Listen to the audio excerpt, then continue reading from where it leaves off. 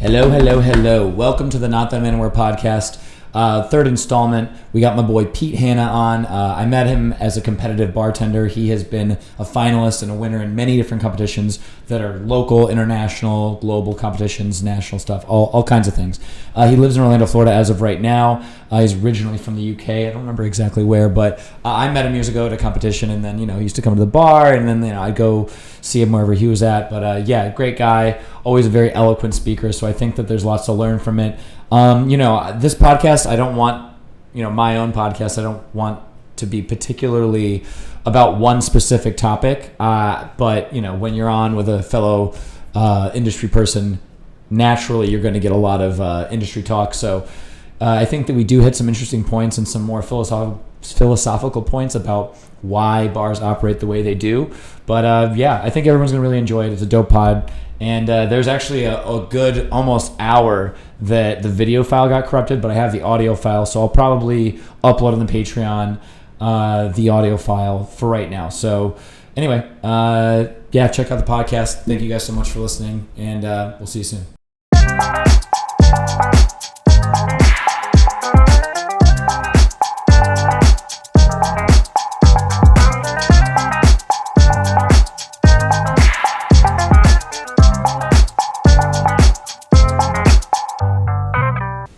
Welcome. This is the Not That I'm Anywhere podcast. My name is Nathaniel Kapanos, and I'm here with.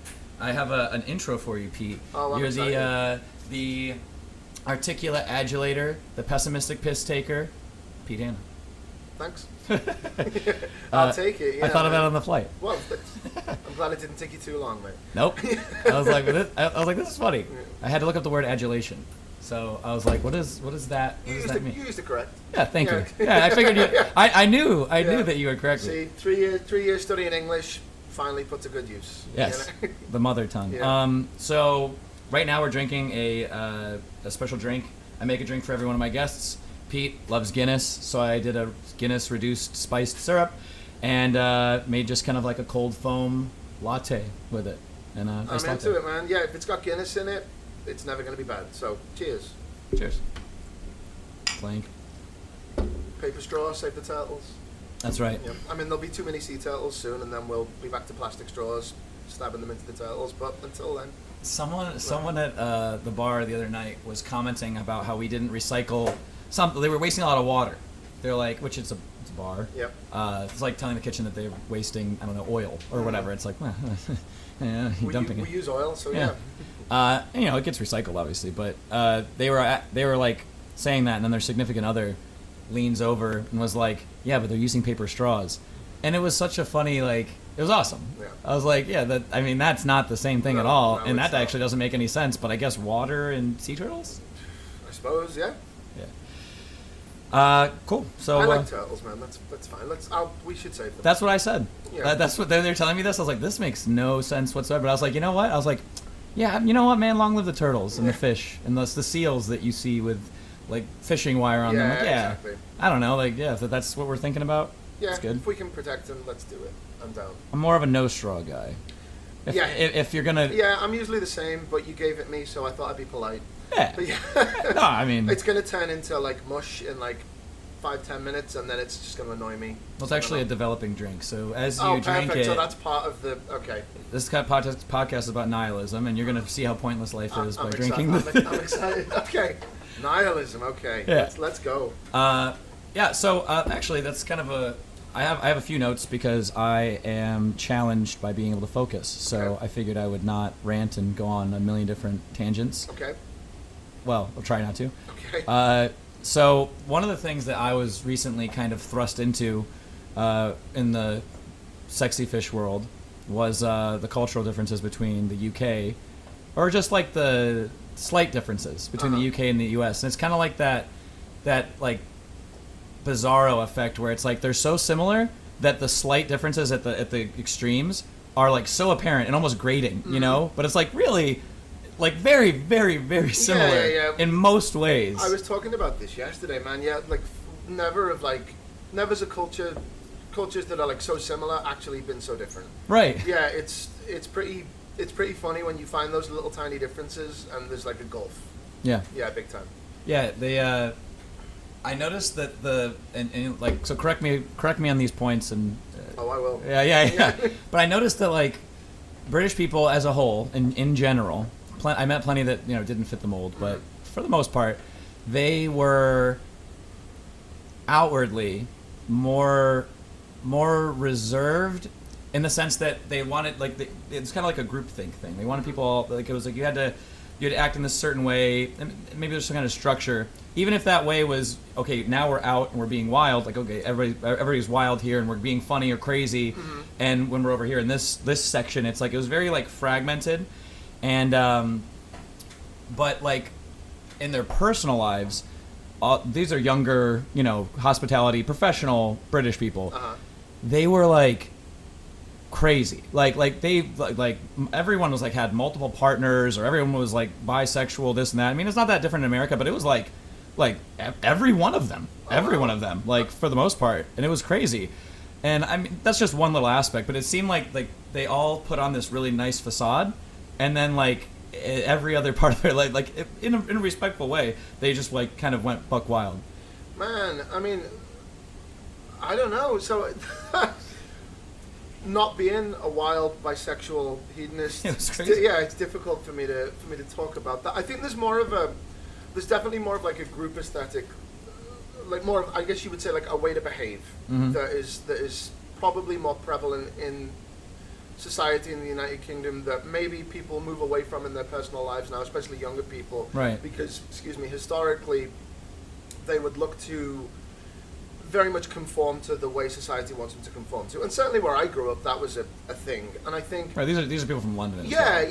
I mean, are they from London, or did they just gravitate towards London and then become part of that scene the same way people do in New York? No doubt. So yeah, you get that a lot. But so what you've got there are people who are trying to break away from that kind of safety and conformity. Now, there's definitely more of an emphasis placed on individuality in this country. And I think that when you're a teenager in this country, it seems like a lot of teenagers in this country they have like a conflict of self.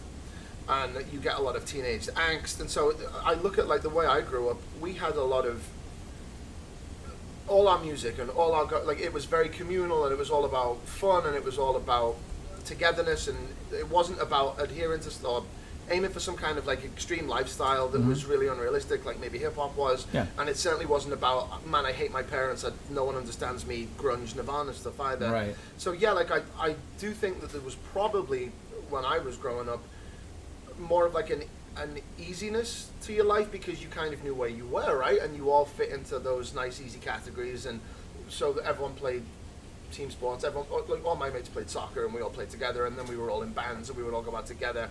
And as long as we had like a torn £5 note in our back pocket and could afford a gin and tonic or a pint of lager, everything was kind of fun. Right. It seems like there's a lot more struggle that goes on in this country, but when you come out at the end of that, you have people who hopefully have more of a sense of self, and so they're more individual, and so if you move to like a cosmopolitan center, you're able to kind of adapt and be yourself more than just fitting into some kind of rat race, if that makes sense. Yeah, definitely. Yeah, that's exactly, that's well put, the way that I felt. There's like this like language, or there's like these things that I was supposed to be doing that I didn't, like it was like I was unaware of when I was around these British people. It was like, it wasn't just like I was being uncouth, because I'm pretty professional and amiable guy, but it was like there's like these like structures or whatever that I couldn't see. They were invisible to me, and they all knew like, oh, we do this, even though they had these like other natures. I could definitely say that I saw it most prevalently in the way that the bartending was. It's a classic trope that we're like, British people see us as kind of like cowboys, rogue, on your own, for yourself, right? And definitely there was plenty of that when we were doing the training. They're like, this is not going to be this way, blah blah blah, we work as a team. But I think that the one thing that one of the critiques of British culture, especially coming over to America, that was spot on was the like, and no doubt Americans have this everywhere else they go, but in London, like our country seceded from them, from their rules. So like, it's like they're like Big Brother when we go back over there, and they kind of like wag their finger at us. Everywhere else we go, we're like, oh, we're top dog.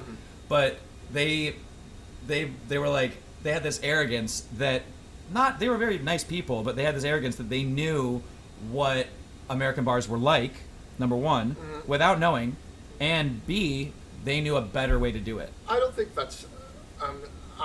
I'll say straight away, I'm not very patriotic. Right. So yeah. So and I've never been patriotic. That's to do with the way the city that I'm from was treated by the rest of the country for a very long time. Right. Like they call Liverpool the capital of Ireland. We're a lot closer to Ireland. My grandparents on my mother's side are both Scottish, so I've never really Right. I don't watch England in the World Cup. Really don't give a shit. Serve a stack of British people all day long, and the job I'm in now, yeah, they've got. Because we ran a third of the world 150 years ago, there's this notion that British people know how to do everything and they're just amazing at it. And yeah, like it's funny because I think Americans kind of put British people on a pedestal sometimes. Definitely. Where they think everyone is essentially Ron Weasley or Hermione Granger. Yeah. And yo man, that's not the case. Like if you go to London, it's fucking horrible. Yeah. Like having lived there, like it's fucking horrible. You're either going to get mugged or unappreciated. Right. Like, that's what's going to happen there. So I've got no time at all for anyone who's like, these people are all so lovely and they're all so well mannered, blah blah blah blah. Fuck that nonsense, man. Like, they just are the same as everyone else, and there's plenty of crappy people. Right. But yeah, a lot of them have this kind of old colonial. We're England, so we're absolutely we've got the World Cup coming up. Mm-hmm. England aren't going to win the World Cup. Yeah, it's in Qatar, right? Like England guys aren't going to go and play in 30 degrees, even or 90 degrees, even in the winter in Qatar, and win the World Cup. Not going to happen. Yeah. But because they want it to happen and they believe that we invented the game because lads were kicking pigs' bladders up and down streets in Victorian England, that we've got some inherent right to win it, rather than just enjoying it. And the rest of Europe laughs at them, right? So like, England will be like, Germany's the biggest game, and Germany's like, nah man, France or Spain or Italy, they're the people who've won shit historically. These are the big powerhouses. But England for some reason holds on to that. Winston Churchill and Lord Nelson were from England, so we have some inherent right to be better than everyone else. I don't get it. And what you do get, I've been mega scathing to English people now, obviously. Loads of them are awesome, obviously. Yeah. Like, I think the music scene in even now, man, like even a lot of the artists I'm listening to now, and I listen to a lot of like new music. I'm always obsessed with new shit. So like I'll listen to new music entirely. I'm like, I want to listen to a bunch of songs I don't know. Put on a radio of like a song I heard once. But a lot of the new artists for the last like 5 years that I've been digging on that eventually spawn other artists over here, or I'll find, amazing. Yeah. Okay. I'm just gonna put this down. Yeah. We can edit that out. Yeah. Or keep that on. Yeah, bloopers, yeah. Yeah. But yeah, a lot of the artists that I like, or that will like inspire me, or I think inspire other artists, they're from London, typically, and it's like they have this strong music scene, and so there is this sense of individualism over there of some sort. But I think you're right, it is different. In America, it's like we take pride in our struggle, because I guess that's like how it came up, and that's the American dream and all that. I think it's still a very new country as well. It's still very much a country that really is probably going through growing pains and figuring itself out, but no one likes to really admit that. You think of it's what was it, 1787 or 1776 or whatever? It's nothing. Yeah, it's nothing. It's nothing at all. So, my family owns things that are older than the United States. So the notion that it's still kind of figuring itself out, and I think it's figuring itself out for the better, and then it has a massive influence on culture now, and other places like Paris, like London and stuff, they'll look at New York, San Francisco, Chicago, and that's only a positive thing. But yeah, I think England's definitely got London's always had like an awesome scene for stuff, because that's where artists will always gravitate to. Right. And it's massive. So anyone who's any good at it is going to go there, and if they make it, great, and then other people are going to hear it because of that. Yeah, I think that when I was working with the British people in the bar, and if I could consider what we do art in any type of way, or an expression of some sort, then I'd say that I had already made a name for myself and been successful in what I did, so I had their respect in some sort of way, and I earned it as well as being a good person, hard worker, all that. But I had it, and they when. That's how I feel like the music scene is, where it's like if you do it and it's good, it's like, okay, now you can be as individual as you want. You're one of those people. You've done it. I feel like that was the way in England. But otherwise, it's like it's kind of nice though, because they would they would call things out when they weren't good, and like you kind of get put in your place a little bit, which I feel like sometimes in America, not with my friend groups or with the people in the bars that I work at. Usually, you try to be at least kind of honest. Like that, it's actually. I think it's shitty to not be honest to somebody. Yeah, it's a waste of your time to be passive aggressive. Yeah, you're actually like. I mean, that's when I don't tell people things is when I don't like them that much. I'm like, oh, the drink's good, or oh, that song, yeah, it's good, man. The song, yeah, maybe you work on this. But if I don't like them, I'm not gonna give them any advice because I don't want them to get any better. But they pretty much gave critical advice well, and I think that was cool. So maybe it's like you got to earn it a little bit more. It's funny though because it's horses for courses because honestly, like the Savoy is great. Man, I can't think of a single other bar. There's loads of like Bars, Shapes Their Names, yeah, Whiskers, Remy Savage and stuff. A couple of those guys. Yeah, like there's a load of like the Trailer Happiness, and then you can have all of that. Dandelion and Lioness stuff's just not for me. It's cool though, right? It's like fine, they do. It's interesting. But it's man, I remember going and they had like a drink that they repurposed cardboard, and they were so excited about it. Yeah. And so you would drink that drink, and you go, okay, yeah, I get it. I think it's more when I see bars like that. I think it's cool. I think they're making a statement more than they are making really great drinks. It's not the real world, man. Right. It's not the real world. It's an art. It reminds me of like modern art. Yeah. Which I like a lot of modern art, even the ones that are fucking, especially if they're weird. If they're just black pieces of canvas, whatever, I'm not into it. I respect that you can do that. It's all about the story usually, which reminds me of American Idol in some ways. But there'd be some real. I'm into some abstract, cool art. And I feel like that's what that is. In abstract cool art, you go to a sterile art expose, you stare at it, you think, and you're quiet, right? And you watch it. It's not going to a punk show. It's not watching street art. It's not, you know what I mean? It's not that guy on Instagram that does the doodles in the air. It just kind of makes me tired. Yeah. Serving the public is way harder than serving people who work for newspapers or brands, man, or people who just work behind other bars and come in and get dead excited about things that essentially no one's ever going to do. Because London's a really good example. You can't run those other bars anywhere else because London's charging £25 a drink. And good for you, but my mother's not going to buy that. My mum's going to go down to Wetherspoons and drink the drinks that she's always drank. And if you can make those, like making tiny changes makes way more sense than racing ahead of everyone to show people how awesome you are. Yeah. It's kind of stupid. Like, because I don't think what we do is art at all. I think there's a difference between an art and a craft. I agree. So an art is something that is a focus, right? An art is something that it is designed to stimulate conversation or make us think about things in new ways and stuff like that. I don't think that's what bartending is. It's a craft. Yeah. It's something that essentially, it's like cooking or anything. Like it is designed to facilitate those kind of conversations, but not be the focus of it. Yeah. And so I've got no time for when people just fixate on. We put oyster shells into a rotovap, and yeah, man, that's great, man, and I hope it tastes good. I'm not sure it's going to taste good enough to really warrant doing it. Yeah. But interesting things are fine. I think that when you're in high concept stuff like that, which I've done a bunch of, I think that it's important for me.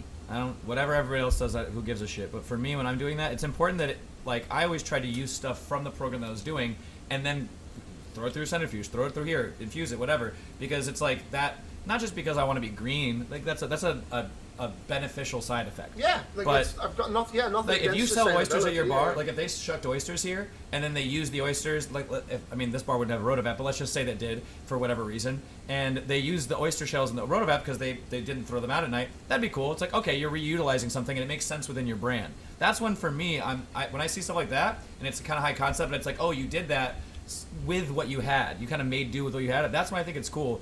When people are just throwing things around, it's high concept, and that's why I see it more as like a kind of a sterile art show than it is like a bar should be fun. Yeah, that's it, man. Like I'm still gonna go to Attaboy.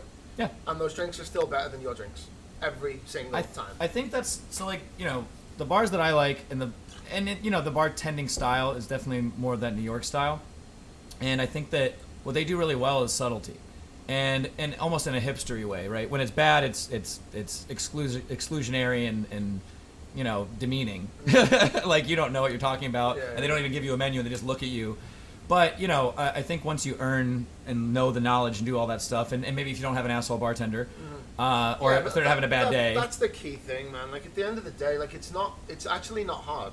No, like it's really not hard at all. And I don't own a rotovap. I'm pretty sure if someone showed me how to do it, I could do it. Yeah. There's really not anything that difficult about any of the stuff that those people are doing. And yeah, it's very inventive, and I'm sure you can sit around a table because you're getting paid to be sat around a table, right, while the rest of us are still trying to be on shift to make more money because we want to pay our rent. That's more important to me, and that's something I've got a bigger interest in, is like not the handful of people who get to fuck about on someone else's dime, who work for big hotels or big brands or all the rest of it, but the people who are trying to make a living being a bartender and are making 27 grand a year and would like to double that income because one day they might want to own a house. Yeah. And they might love the idea of having health insurance, which is way more important than doing any of that nonsense. And you literally cannot do this job forever. Yeah, literally, yeah. It's literally going to physically You break hit a ceiling. Yeah. And I think I was talking to my buddy who does, he's a tennis instructor. I was talking to him the other day, and it's very similar. He was like a really, really good tennis player who's top 300 at one point in his life when he was younger. And now he teaches tennis, of course. Yep. And he gets, some people pay him buku bucks, other people it's kids, and he does like 2 or 3 kids in one class. Yep. And like he's like, the thing is, instructing tennis is like, I never finished college because like, why would I? Yeah. He's like, tennis. it's the same thing. You're playing tennis and teaching it, and it's a similar amount of money that you make, but there, we'll just pop that back in there. But it's a similar amount of money that you make, but there's a ceiling, right? You can only, otherwise you're going to burn yourself out, just like bartending, because it's time. But even if you're making $900 for a 3-hour session with some CEO that needs tennis instruction, it still is like, that you still have to go do that. You have to go prepare. It takes time out of you. It takes it out of you, and it's like, and that guy can just drop you at any moment and be like, I don't need tennis anymore. So I think that like my buddy who was doing finance. He got out of college and he was making like 58 grand a year. They moved him to LA. He was making 100, which actually ended up being about the same amount of money. Yeah, it's like moving to Dubai. Yeah, it fucked him actually. But he was, until like 2 years ago, right before the pandemic, I was making more money than him. And I'm probably in the higher percentage of bartenders who make money, and all the little stupid side gigs and stuff. But still, I was like making as much, and then for a while, like a little more, and he was making. Then he got another raise. But now he's crushing me. Now he's making a double what I'm making, and that's the trajectory, is that he's again, probably another 10 years, 15 years, probably double his salary again at that point if he continues being successful. And bartending, even if you become an owner, which is a wholly different argument, but you don't have that. You don't double your money being a bar owner necessarily, or if you do, that's it. That's all you got. At the same time, though, like so I worked in finance, right? That was what I did when I bartended for ages. Was in this country for a bit, left, and I would still do bartending. I was in hospitality, but I was at American Express Private Bank, and it's not as fun. Right. Is what it comes down to, right? And having 2 weeks vacation a year in this country. But everyone in the UK was like, "You guys are gonna get a month," and I was like, "No, we won't." Yeah. They're like, "Yeah, you will." I'm like, yeah. The bartenders aren't gonna get any. No. And so so to only get 2 weeks vacation and to do those high, anyone who pays you a lot is going to demand a lot of you. And so even though I might make less now, I'm like yourself, I'm very fortunate to do pretty good because I've got the 2 things you need. I've got high check price and volume, which is all you need. Yep.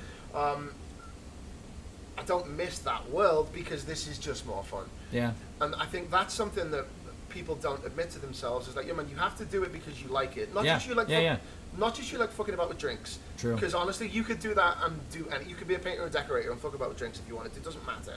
Or a dentist. Like, it really has got nothing to do with anything.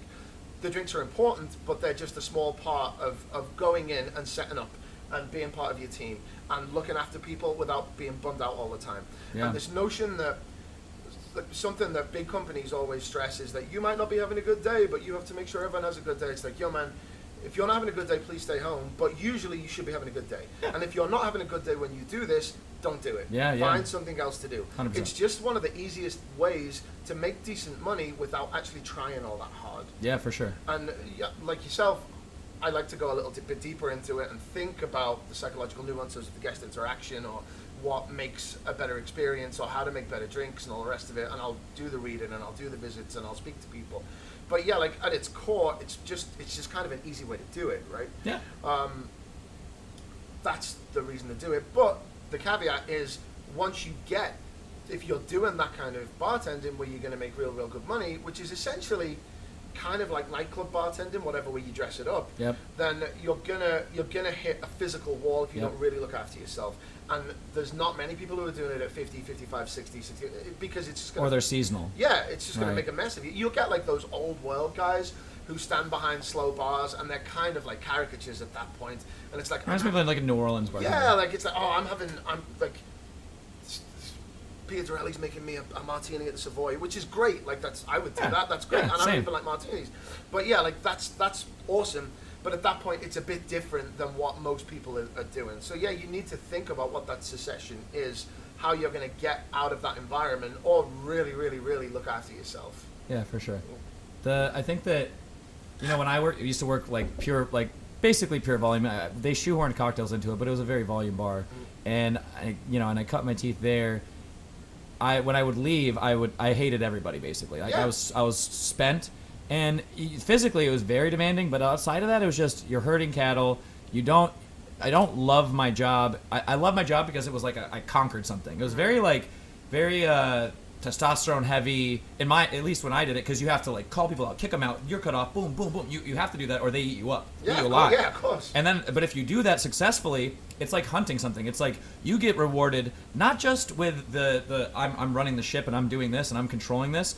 You also get rewarded with fuckloads of money, because it's exponential how much they just throw money at you when Yeah. you're commanding it as well. And it's very fair. It's like you don't know your drink, I'm skipping you, I'm going to you, and it's like, thank you for skipping them. Here's $20 on top of the bill. So like, it was very interesting. But it puts your brain. Sexy Fish was very similar because I was getting paid a good salary for the job, and they gave me a raise too. I was probably one of the highest straight salaries I've gotten. But you definitely make more bartending. But like the pressure was so high all the time, even for dumb stuff. And there was so much expected of you, and it was a very similar thing where, like, when I was working out and going to the gym, I was listening to like drum and bass or like punk music, like just like aggressive music. And I still hit that sometimes now, but it's funny when I go to the gym now, I listen to because I'm in just like a totally different, happier mind state, and you don't really realize it until you're out of it. But you're like, man, I think my friends came to visit me when I was working at Sexy Fish, and they were like, I was talking to them. Oh, cool, some dude's coming in. But I was talking to them, and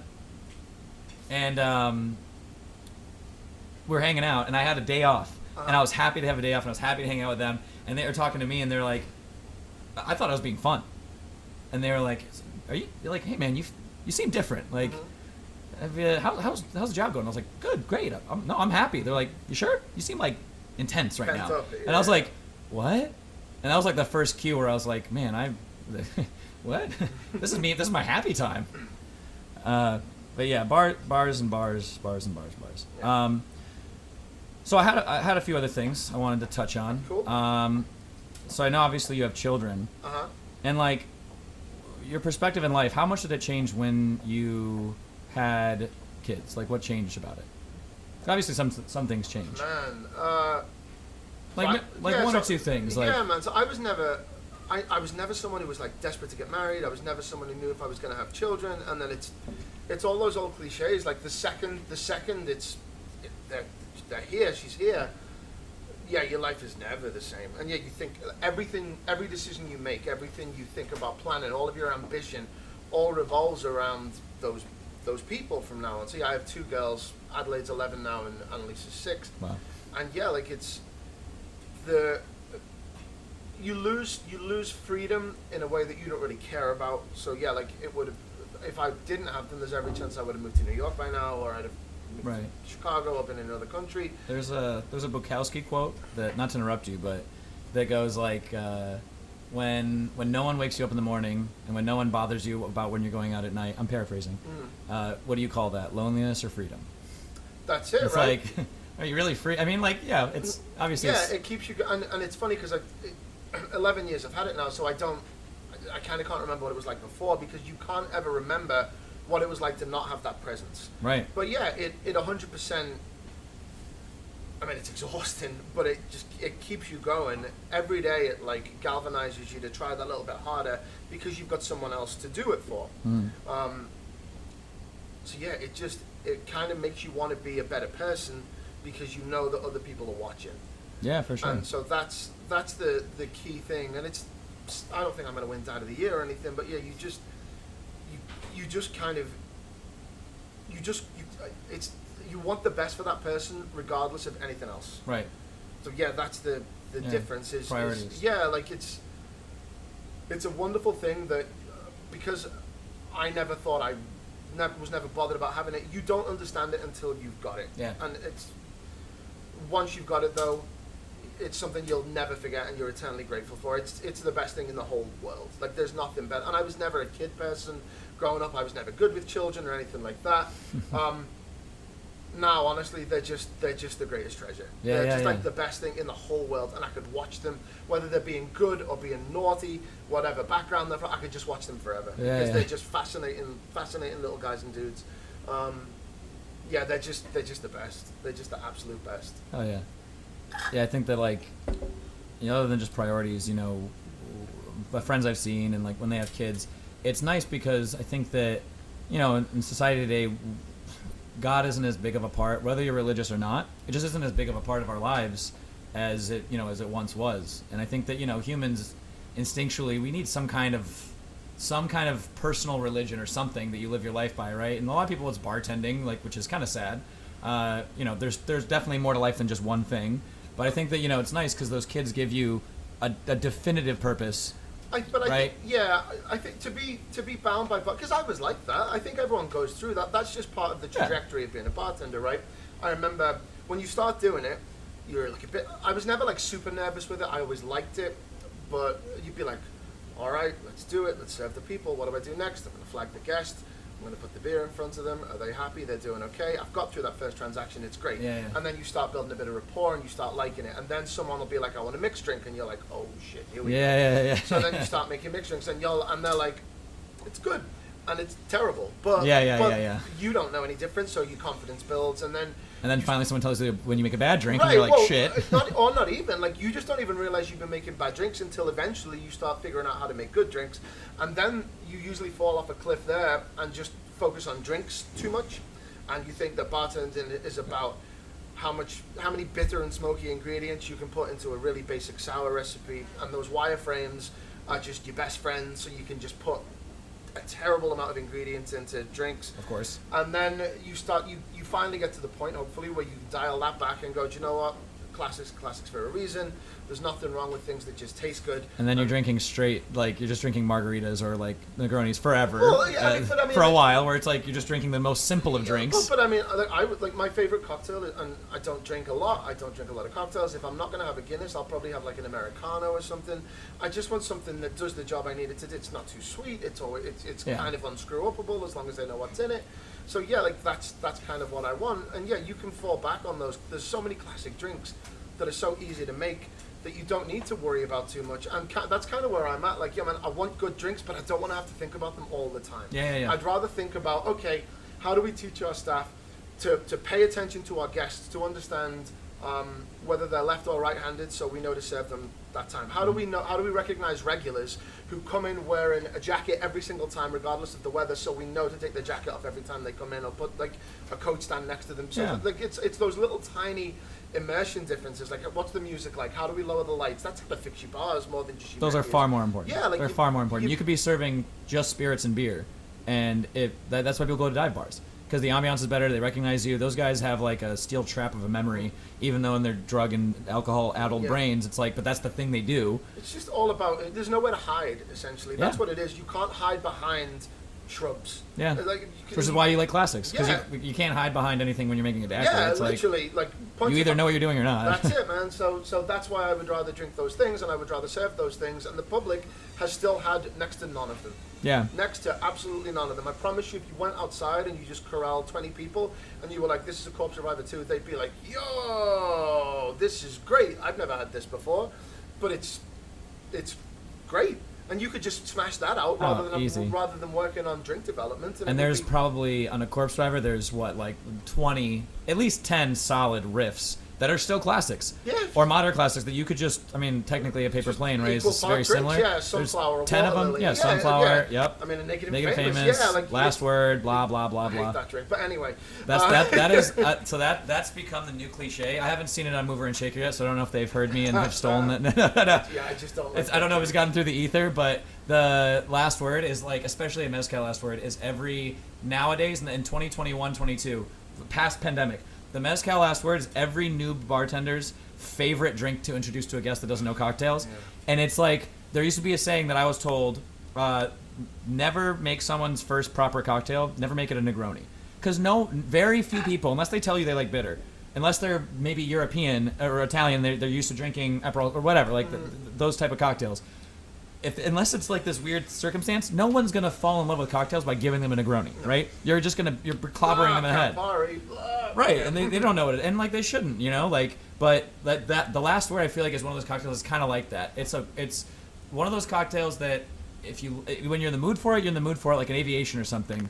But like, it's not, especially with mezcal, it's not the cocktail. It's not the one to show to someone who's new to cocktails. Just like, yo, man, I don't want to think too much about my drinks. Yeah. Like, I just don't need that. Yeah. I'm quite happy. Like, yo, man, I like roast beef. So growing up, we'd have roast beef on a Sunday, and it would come with gravy and Yorkshire puddings and potatoes. I had one of those Sunday roasts. Tremendous. They showed me. Absolutely tremendous. I don't need you to overcomplicate it. Yeah. Like, I don't need you to. Like, there's a comfort. Don't sous vide it. Yeah, there's a comfort in the simplicity of those flavors that I'm going to go back to again and again and again and again and again. And yeah, if you want, you can put raisins and apricots in the beef, and maybe that's a really interesting flavor combination. Good for you. I don't want it. I just don't want it. I don't need it. Also, I think that again, I'm just not that audience. Like, I know there's plenty of people who like it. True, but I also think that like someone like you. So there was me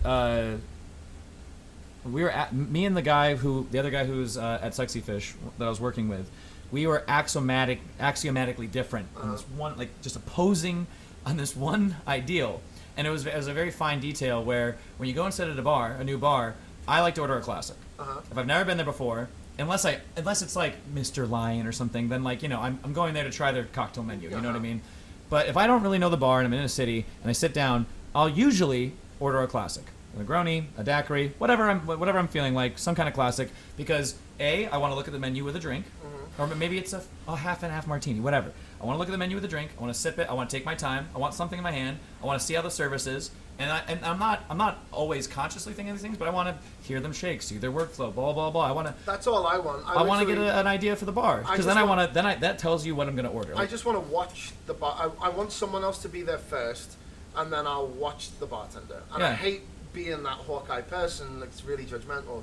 But yeah, I'll know within like 20 seconds whether I'm going to trust you to make a cocktail for me or whether I'm just going to have a beer. But you know what though? I think that helps me enjoy wherever I'm at rather than be judgmental. Because I make those quick like little judgments. Like, I don't want to be that douchebag that's complaining about his drink or that's sitting there swirling it and going ugh. But I've kind of got no sympathy for those people because if you go in there and you choose to do it, that's the risk you take. Yeah, true. Right? That's the like if I've literally never heard of a restaurant and I go in there and I order something off the menu and it's terrible, I took that risk, right? Maybe that restaurant just sucks. Which is why if I'm going to a new place, I'm probably going to places that I know I can trust anyway. True. Because I believe that the people who are in charge of it will get their recruitment right, and that's a way bigger deal. Because as long as you get your recruitment right, I don't really care about your menu. I'm sure it's great and all the rest of it, but as long as you get your recruitment right and you hire people who take pride in the way they do things, part of the thing that they'll take pride in are the way they make their drinks, and then their drinks are going to be fine. But again, it's so rare that I'm such a low maintenance guest that I'm definitely not going to order something complex anyway. No. Like, I don't think I've ever ordered something as ridiculous as a Ramos Gin Fizz in my whole life because I don't think it's a particularly good drink, and I ordered it one time for a joke because someone's like, go to Ice Plant. Bobby was like, go to Ice Plant. I was going to say that Bobby's the only person who's made one for. Yeah. And to be fair, he smashes those drinks. And also he like welcomes it. Yeah, he wants to make that drink, and he's great at it. It's so telling of his person anyway. But he smashes that drink because I guess they had a drink. Zach Lynch put a drink on their menu that was basically like a Prosecco Violet Ramos Gin Fizz. And so Bob, you can order like 6 Ramos now, and Bobby's like, got you, no problem. He just doesn't care. And I guess the good thing about putting a drink like that on your menu is once you've done that, you'll never weed that guy again. Yeah. You'll never ever. Yeah, I remember the old trope was the like people will come in still, and it's like kind of this like very outdated, you know, not their own fault. They're the guest, you know, but like it's an outdated like mentality where it's like, don't worry, I'm not gonna order a mojito, and I was like, that's one of the easy. Please, Bro, I'm gonna swizzle it all day long. That's such an easy drink, Dude. especially compared to like the Ramoses or any two shake like dry wet shaking drink or anything like that, which I still make happily because it's my job. But at the same time, it's like the mojitos used to be so annoying, and I'm like, no, what? I think that's an example of people being frightened of making drinks because they've never really been shown how to make them, and that's something that's very prevalent. Like old fashioned's another one. Like you can't screw that drink up, right? But that people will say I go into a bar, which there's room for argument, which I think we both agree. If you ask someone to make your old fashioned, you're not really looking at the drink necessarily. I mean, if the drink sucks, it's like, wow, I really shouldn't drink here.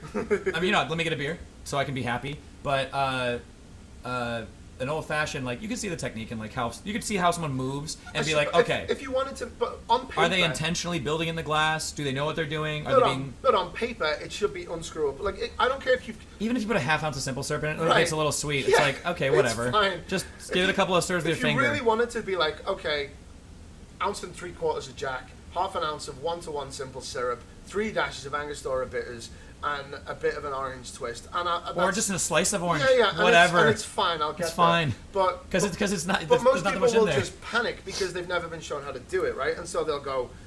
That guy who was here in 1979 who hated everyone told me that you put this red cherry and this half wheel that we cut 2 days ago in here, and now I've got to smash it up with 19 dashes of this stuff that I don't really understand, and then I'll put ice in, do this, put soda water in it, and it's like, yeah, that's just going to taste disgusting. But you could literally take 5 minutes to train that guy properly, and it's fine. And the mojito's the same. Everyone's like, oh, we've got no mint. Like, don't panic about mint, man. It's literally, you would make a Tom Collins.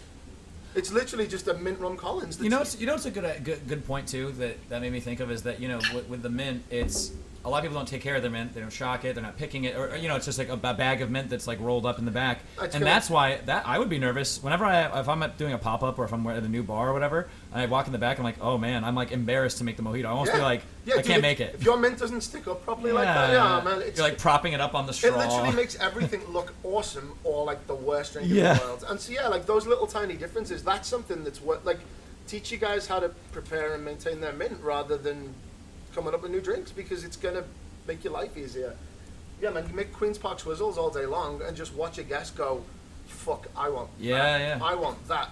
And then, they can get creative if they want to start making Croke Park Swizzles or Hyde Park Swizzles. That's the way into that. Correct. It's very, very easy. But you make those drinks all day long, and as long as your ice is decent and your garnishes don't suck, then those different colors are what makes people order shit. Yep.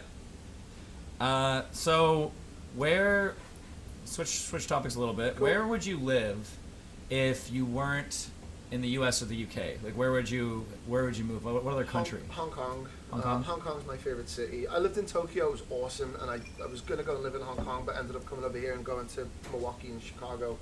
Hong Kong, man. Honkers is awesome. Yeah. Love it to death. I'd like to. There's places I haven't been that I'd like to go to.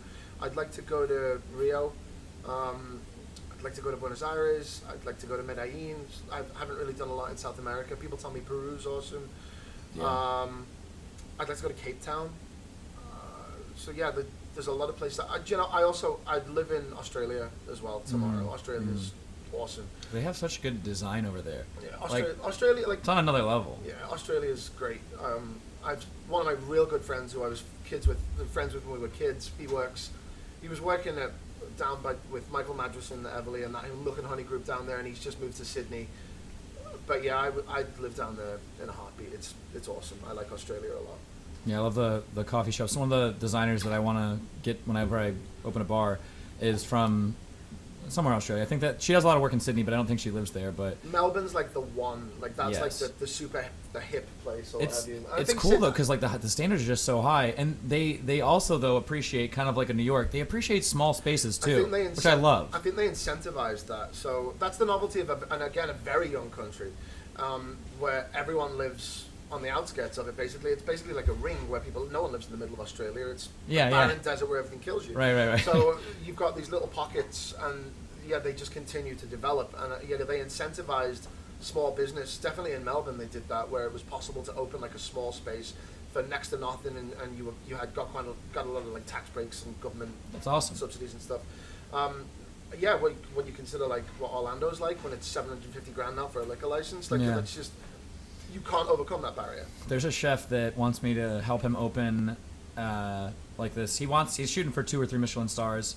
He's got the cred to back it up. He's worked in, I think he's from Japan, but he worked in Taiwan at like super high level places. Worked in New York, of course. Blah blah blah blah blah. He's worked all over. And he moved to Miami, and he was going to open a spot. He wants to open a spot down there. He was actually working at a not to be named place that I used to work at. But anyway, he wants to do this experience. And he's like, we're thinking about Orlando, and he's saying it because the property's cheaper. He's like, everything's cheaper up there. Blah blah. I'm like, no, the property's not that much cheaper, depending on where you are. But other than the property, which he's raised like a 1.6 million to open this place, right? Which is probably gonna need like 2.2 to be honest with you, with what he wants. But buying the property, sure. Getting the liquor license, he's like, now Miami's caught up to Orlando. Oh really? It's that expensive now? I mean, Orlando, I saw one for $550. It probably got gobbled up immediately, but it's just the stupidest. Miami's like $500K. Yeah, Miami's $500K. Miami was $180K. Anyone who's like, and I have a really good friend who is opening a spot down here. Like they're like the only real bartender owned bar going. And yeah, they were planning to open. They were like, man, it's gonna suck because it's gonna cost like $300,000 or $400,000 and so much money. And now it's doubled. It's 2 houses. Yeah. It's just madness, man. When you consider Dallas, it's like $5,000. Yep. Like New York or Chicago, it's like $10,000 every 2 years or whatever it is. And I know there's other costs associated with it as well, but like just to be able to sell a gin and tonic, like no one should do it. It's the stupidest decision and I'm super enthused for anyone who does do it, because I think the city needs more spots, and you can definitely make it worse. But man, you have to make the better part of $1 million before you break even. That's not what normal people should do. So what you have to do is borrow other people's money, and fuck that. Yep. Like, It puts you in their pocket immediately. yeah, man. I don't care who you are. Well, what it does is, it creates a system that is beneficial for those people only. And if you lease it, I just got a contract from a lawyer like a few months ago about a lease, and it's like what they do is they jack the price up to like $5 million, and then they lease it out to you for just the interest payments. But the nice thing about, I had my lawyer read over it, but the nice thing is you are not liable for really anything. They are 100% liable for it. You have the right to buy it if they ever try to sell it. They can't sell it out from under you. So it's actually not a bad deal, but still, you don't own anything. No. All they're getting is $3 or $4 a month from you, and probably 20, 30K up front for just sitting there. And so it gives them all of the benefit. It just costs you money. I mean, that's that's the only way to do it if you're going to be, and make sure your contract's rock solid and all that. But that's the only way you can do it. But it puts you at such a disadvantage, and it's definitely like a class divide thing where it's like, it's a lottery. There's just like horror story after horror story after horror story after horror story. Man, if it's the only way to do it and you really want to do it, I really hope you succeed. But man, like if you can avoid doing it and just open in Munich or Rome or somewhere like that, do that. Yeah, I think the chef's going to try to get a SRX license, which is the way to go. I mean, whatever. You just need like over a certain capacity, and then that's the way to do it. Yeah, so but again, then you have to serve food, and do you want to serve food? He's going to be an omakase experience and all that, so he'll be fine. But so when it comes to competitions, what's the Patron Legacy, right? Was the one you did? Was it Legacy or? So Bacardi Legacy. Patron, or sorry, Patron. Sorry. Yeah. Get them all mixed up. So Perfectionist, you got to finals. I watched Globals, that. Globals. I watched that performance. It was sick.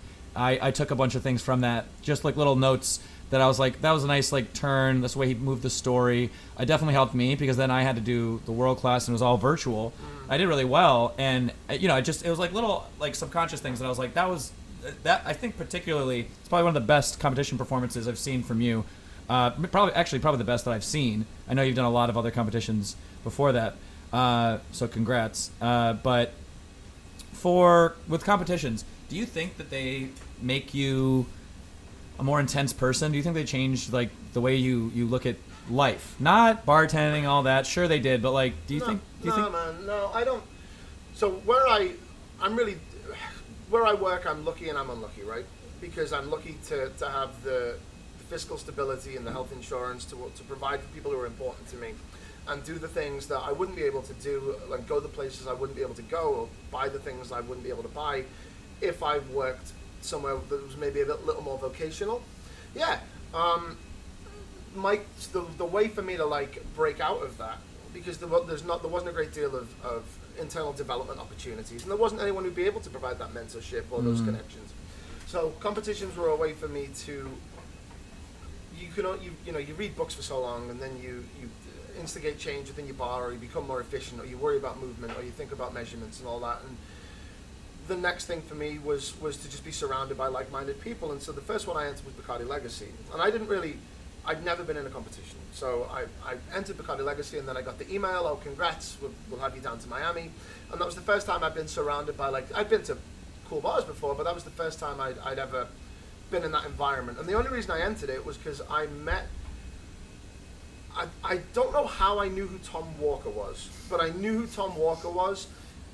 We were in New York, and I walked past Fresh Kills, and I was like, oh, I've heard of it. Like, I've been in Clover Club, and it kind of sucked, and then we went to Leander, and that was pretty good, and then we walked past Fresh Kills, and I was like, oh, I've heard of that place, let's nip in. And Tom Walker happened to be working the floor.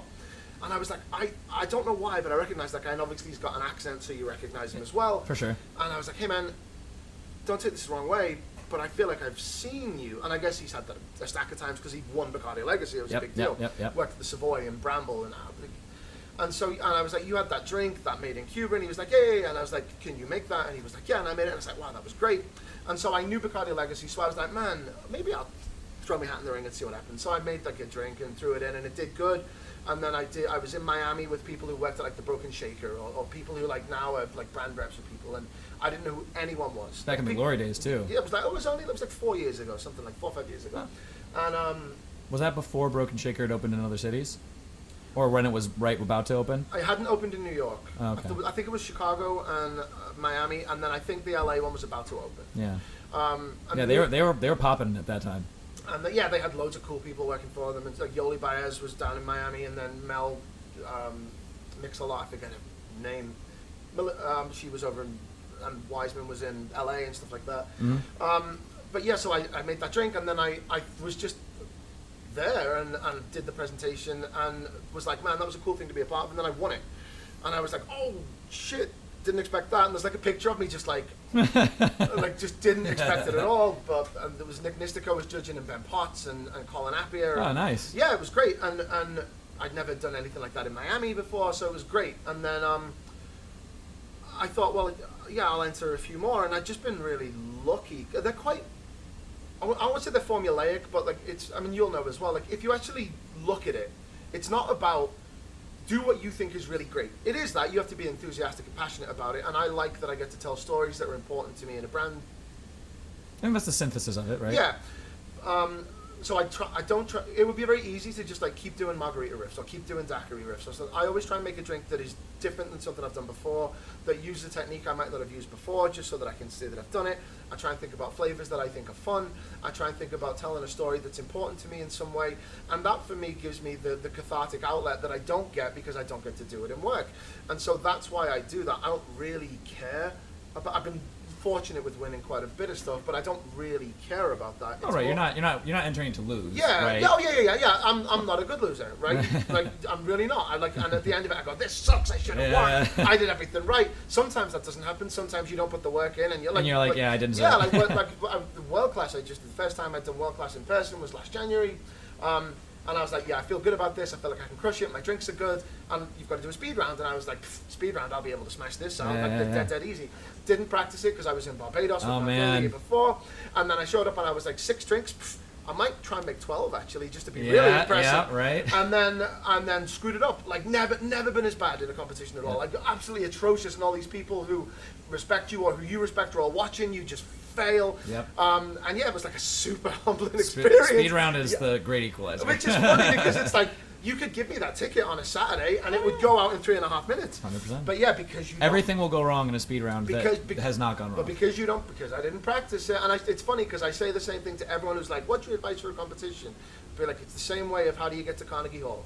practice. Yep. You just need to practice. Yep. And if you practice, as long as you're not a complete idiot, you'll be there or thereabouts. Yep. That's all it takes. Yep. Like, read what they want, give them what they want in a way that's personal and means something to you. Don't worry about people who are like, competitions mean nothing, this all sucks, blah, blah, blah. It's like, they can stay at home and I'll go around the world. That's fine. Also, most of them have competed. You know, they've already done it. Yeah. So regardless of whether or not they hate it or not, like, I mean, I'd say about half the people who hate them did them for a while and now are just done with them. There's just a lot of ego as well. There's a lot of people who they're so afraid to fail in front of people because they think people put them on some kind of pedestal that they just won't even do. And it's like, yo, man, I don't care. I just don't care. If, like, you could get up and make the greatest, like, I don't know what the greatest drink in the world would be. There's literally no drink you could make for me that'd be like, oh my God. That's what Buddha felt at the time of enlightenment. Like, that drink doesn't exist. I think it's a time and place, right? That's why people ask you, like, you know, that's what your favorite drink is. But I think it's like with anything else. Like, if you're craving an Irish coffee and you get one, that's probably the best drink in the world at that moment. Like, you're like, damn, this is hitting the spot. Or a fresh Guinness, or, you know, Guinness in a shot after work, or, you know, whatever. Like a glass of wine, like with dinner, and you're like, man, this is anything better than this? No. I think that's one thing that people, when you get older. In life and in bartending, you realize that like it's really about being present in the moment and really just enjoying the shit out of it. There's beauty and simplicity. Like I guess like a lot of Scotch people say the same. It's like, what's the best Scotch? It's like the one that you enjoy with the people who mean the most to you. 100%. And it could be terrible. But yeah, like when I think about my favorite moments, it's not because the drinks are so good. Like, half the time you don't remember them. Right. Half the time, like, it was some kind of... One of my best bar experiences ever was in the bar I think is the best bar in the world, in Attaboy. I can't really remember all the drinks. Yeah. But I remember being there with three of my pals from the UK, Jamie, Leon, and Sergi, and we were up there to go to Cocktails in the Country with Gary Regan, and we were dead excited about that. And that was amazing, and he was awesome. Energy was right. Yeah, and then we were going to go in, and Michael McElroy was behind the bar, and he was bartending less and less then, because obviously they're doing a million things, and so... And they were like, oh, we don't usually allow 4 people to sit at the bar because obviously they're very like... I got that last time I was up there. Yeah, they're very like that. And they were like, but we've just opened, so cool, you can come in. And I mean, alarm bells are probably ringing immediately when you've got like 4 British guests anyway in this country, which, for better or worse, is just the way it is. Right, well, maybe you just don't know which way it's going to go. You're like, all right, are these guys going to be cool? Are they going to get blasted? Yeah, or are they going to be like... Or are they just going to be pricks and not tip us or right, something? Right. And you've got to deal with that, and that's part of the job. But when they're sat in front of your bar, that can be kind of draining. But Michael, we were literally like, okay, we'll be here for like probably 4 rounds, and then we've got to get off. Make whatever you want, course it out. And you could see that was an order that he was quite excited about, because then he's got carte blanche, and he's like, okay, maybe these guys kind of know what they're doing. And yeah, I can't remember. Like, I remember the drinks being epic, and if I spoke to those lads, I'm sure we could remember all 16 of the drinks. Sure. But he was just class. Like the way he ran the bar, and the way he was talking to us, and the way he was doing everything else. It was just a great thing to, as someone who works in that industry. I would imagine if you're in aerodynamics and you see a plane that's awesome, you're like, man, that's the gold standard. And that's what it was like. Everything was great, and then the lighting's good, and the room is cool, and it starts to fill up, and there's an atmosphere, and the music's super good. There's like playing like Foles or Casino, and there's all kinds of like. Yeah. It was just a great experience. But yeah, man, there's really no question the drinks were good. Like, I'm sure I got like a Rome with a View, which is one of my favorites because I love Americanos, and it was just a great time. The drinks were just a tiny part of it. And they are important. So. I think the drinks are like the fuel, right? Between that time, like the drinks are just one aspect, and I don't because all these you need them, but like you're not thinking about the gas in your car when you're driving it. You know what I mean? You're hitting the pedal. Anyone who's like your drinks aren't important is a liar. Like they are a liar. Like if you look at any of that, what's that thing that just came out? The top 50 bars, blah blah blah. Some people who work on that list might say they're not important. None of them believe it. Like those drinks are clutch. There's a reason your Instagram has got all those drinks on. There's a reason you want your drinks to try all these cocktails. They have to be good, but that's just one thing that your bartenders have to be good at, is making drinks. Right. They do have to be good at it. So yeah, I will say that I don't believe anyone who's like, show me these bars that everyone flocks to that make shitty drinks. You can just have a beer next time. Fuck no, I'm not like. If you don't care enough to make your drinks properly, I might have a beer if I'm there. I might not go back though. You know, there's this. I have a wonderful time, and they make me feel so good, and oh, it's always such a fantastic time. Oh, don't order a cocktail though; they're not good at that. That's a friend zone. Yeah, that's a friend. You just got a friend zone bar. Yeah. Like that's like, you know what I mean? Yeah, like, show me these. They're such a nice person. Yeah, like, show me these magical places that suck at drinks, but that are packed because everything else is great. Right. They might not make cocktails. You might not order cocktails. That's different. But nowhere is like, man, their drinks suck. I love it there. Yeah, It doesn't exist. Yeah.